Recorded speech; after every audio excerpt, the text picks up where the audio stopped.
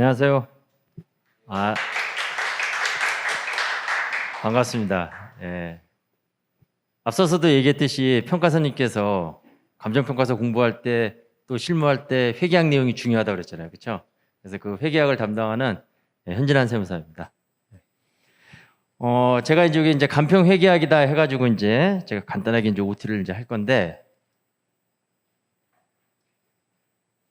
자, 첫 번째는 이제 이 감정평가사 회계학 과목에 대한 특징을 설명을 드릴 거예요. 제가 이제 회계사하고 세무사학원에서도 회계학을 가르치고 있고, 그 다음에 공무원 학원에서도 회계학을 가르치고 있고, 그 다음에 감정평가사, 관세사 학원에서도 회계학을 가르치고 있습니다. 그러니까 대한민국에서 자격증 시험 중에서 회계학 들어가 있는 거는 다 겪어보고 있어요. 그러면 이제 각각의 회계학 과목인데 그 시험에 대한 그 시험 문제가 다 차이가 있어요. 여러분들은 그걸 잘 모르시지만. 그런데 감정평가사 회계학은 여러분들이 생각할 때 관세사하고 좀 비슷하지 않나 이렇게 생각할지 모르겠지만 최근의 변화가 세무사 시험에 가까워지고 있어요. 그 얘기는 뭐냐면 어려워지고 있다는 거예요. 그래서 여러분들이 아마 시험 공부를 할 때 가장 이게 좀 여러분들한테 좀 고통을 줄 수 있는 그런 과목이기 때문에 여러분들 이걸 잘 하셔야 되는데 이게 또 생각만큼 이게 또 짧은 시간 내에 이 회계학 마인드를 가지고 또 그 마인드를 가지고 짧은 시간 내에 또 문제를 해결할 수 있는 그 능력을 갖추는 게 어렵거든요. 그래서 이거는 여러분들이 고민할 점이라기보다는 가만 보니까 이거는 가르치는 선생님의 역할이 진짜 중요한 것 같아요. 그러니까 회계사 세무사학원에서의 학생들을 가르칠 때가 훨씬 더 쉽습니다. 제가 느끼기에는. 감정평가사 학생들을 가르쳐 보니까. 왜냐하면 걔네들 시험에서는 회계학하고 세법만 잘하시면 되는 거예요. 그러니까 지들이 다 알아서 또 전공을 하고, 그러니까 보통 한 2년 이상의 그런 기간을 준비를 하거든요. 그 양쪽으로도. 그러니까 얘네들은 어느 정도 지식이 가져온 상태에서 공부하기 때문에 가르치는 게 어렵지가 않은데 여러분들은 그런 게 아니라 그걸 제가 짧은 시간에 다 만들어줘야 된다는 거예요. 자, 그래서 간평회계학이 약간 어려워지는 그런 추세이고, 그리고 여러분들은 그냥 이거에 대해서 어떻게 공부해야 될지는 고민하지 마시고 그냥 저와 같이 공부하면서 제가 하라는 대로 그냥 아무 생각 없이 따라오면 그게 가장 빠른 비결이라고 생각이 돼요. 아시겠죠? 네. 자, 그 다음에 이제 회계학을 잘하기 위한 방법. 뭐 간단하게 말하면 이제 저하고 같이 하면 잘할 수밖에 없습니다. 예. 예, 제가 광고 좀 할게요, 중간에. 예. 자, 그리고 3번에 보면 이제 그 방법을 실현하기 위한 커리큘럼에서 이제 이 학원에서 이제 이루어지는 그 과정인데 그것도 제가 이제 요거 나올 때 설명을 드릴 겁니다. 그리고 이제 저한테 공부를 했으면 너가 남들보다 뭘 잘하냐 그러한 그 강점이 있어야 되는 거잖아요. 그렇죠? 강사가 강점이 없으면 강사로서 자격이 없는 거니까 어떤 강점이 있는지 저의 광고 시간 간단하게 얘기해 드릴 겁니다.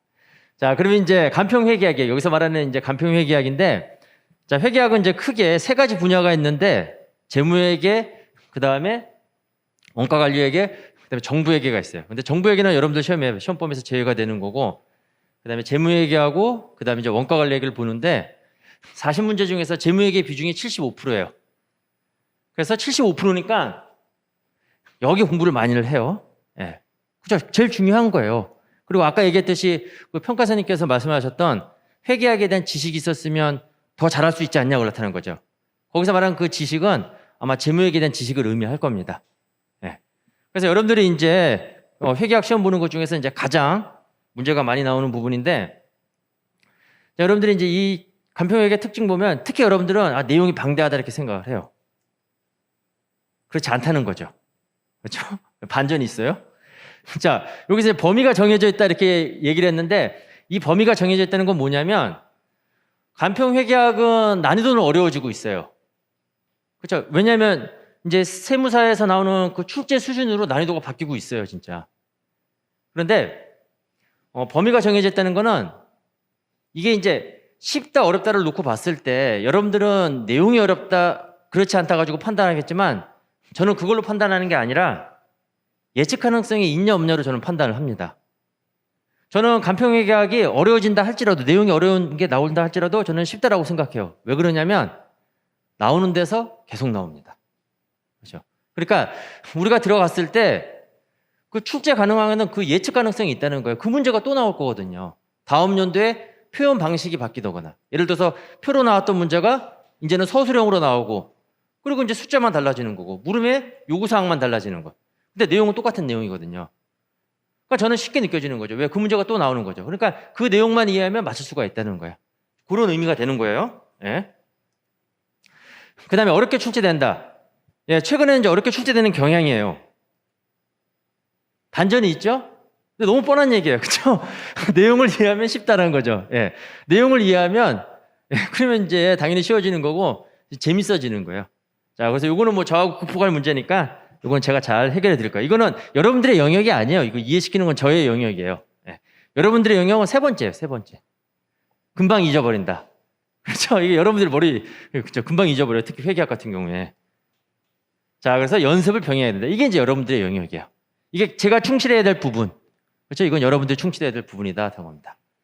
자, 그렇게 해서 보시면 되고, 자, 원가회계인데, 원래는 원가 관리회계인데, 이게 관리자 쓰니까 이게 자꾸 삐죽삐죽 나가더라고요. 그래서 어제 제가 새벽에 이걸 만드느라고, 그래서 그냥 원가회계 한 건데, 여기 관리회계 포함된 거예요. 그런데 이제 원가회계 문제가 10문제가 나옵니다. 10문제. 그런데, 이거 첫 번째 특징을 딱 보게 되면, 내용이 어렵다라고 나와 있잖아요. 아까 재무회계 봤을 때는 기억나세요? 아까 뭐라고 나왔냐면 내용이 방대하다라고 그랬어요. 그럼 방대하다라는 거는 어렵지는 않다는 거예요. 상대적으로 비교해 봤을 때. 근데 내용이 어렵다는 거는 상대적으로 비교해 보면 재무회계보다 내용이 방대하지는 않지만 문제 수준 자체는 어렵다는 거죠. 왜 그러냐면 원가관리회계는 전부 다 계산 문제로 나옵니다. 그죠? 네. 그러니까 여러분들이 계산 문제 나오면 어렵다라고 생각을 하는 거죠. 그래서 이제 원가회계를 소홀히 해요. 10문제다가 그 다음에 그 내용도 이렇게 어려우니까 나는 재무회계를 공략해야겠다. 그래서 여러분들이 회계하기 어려운 거예요. 왜냐면 우리가 공부하는 건 시험 공부거든요. 효율적으로 해야 되는 거잖아요. 효과도 중요하지만 그렇죠? 예, 효율적이면서 효과적이어야 된다는 거예요. 근데 여러분들이 회계에서 처음에 이제 목표를 잡는 건 뭐냐면 꽈락이에요. 꽈락. 명과를 하는 게 왜 그 목표가 되는 거예요. 그럼 40점을 넘어야 된다는 거죠. 그런데 원가회계를 여러분들이 이거를 극복하지 못하면 그 꽈락이 어렵습니다. 왜 그러냐면 이 회계학 출제하시러 가시는 교수님들은 거의 대부분 다 재무회계 전공이에요. 그럼 재무회계 전공하시는 분들은 자기는 쉽게 출제했다고 생각할지 모르겠지만 애들한테는 그게 막 폭탄이 되는 거예요. 예. 근데 난 재무회계를 준비하고 갔는데 첫 번째가 안 풀리고 1번도 안 풀리고 2번도 안 풀리고 3번도 안 풀리고 그러면 그 시험은 꽈락이에요. 그래서 아까 봤듯이 회계학 시험이 36점 이렇게 평균이 나오고 그러는 거예요. 대부분 다 꽈락을 맞았다는 얘기잖아요. 근데 원가관리회계는 이거는 지금까지 간평 역사상 어렵게 낸 적이 없어요. 관세사 시험도 마찬가지고 좀 비교한다고 하면 그러니까 어려워졌다는 게 재무회계가 어려워졌다는 거예요. 근데 얘는 계속 난이도가 어렵게 출제되지가 않습니다. 그러니까 이걸 잘 하셔야 돼요. 10문제라고 얕보면 안 돼요. 예, 이게 원가회계를 빠른 시간 내에 해결할 수 있는 능력이 생기면 그러면 일단은 명과에 대한 부담감이 없어지거든요. 이게 회계학에서 나는 명과를 할 수 있는 그런 실력이 있다고 하면 그러면 고득점이 나오는 거예요. 왜? 그런 분들이 시험을 자신 있게 보기 때문에 그런 겁니다. 중요합니다. 예. 자, 어렵지 않다. 개념 이해가 중요하다. 이거 뭐 당연한 말이고 뭐 그냥 넘어갔고. 수학을 잘해야 된다. 계산 문제니까 나는 수학을 잘 못하는데 산수라고 그러죠. 산수. 산수. 왜냐하면 원가회계에서 이제 우리가 공부하는 그 수학 응용 방법은 연립방정식 세우는 거예요. 1차 연립방정식 세우는 게 그게 다예요. 예. 자, 그렇기 때문에 뭐 수학하고 상관없는 겁니다. 예. 금방 잊어버린다. 이거 뭐 공통적으로 속하는 거죠. 뭐 처음 공부해 보면. 마찬가지로 반복 연습이 필수적이다 하는 겁니다. 아시겠죠? 예. 해볼만 합니다. 예. 자, 이렇게 해서 이제 일단은 특징을 받고, 자, 그럼 이제 공부를 잘하기 위해서, 이제 뭐 이걸 정확하게 설명하느니, 자, 해야 될 거하고 하지 말아야 될 거를 이제 구분해서 한번 제가 이제 설명을 이제 정리를 해봤는데, 뭐 1번은 어디 가고 2번이 나오죠? 예.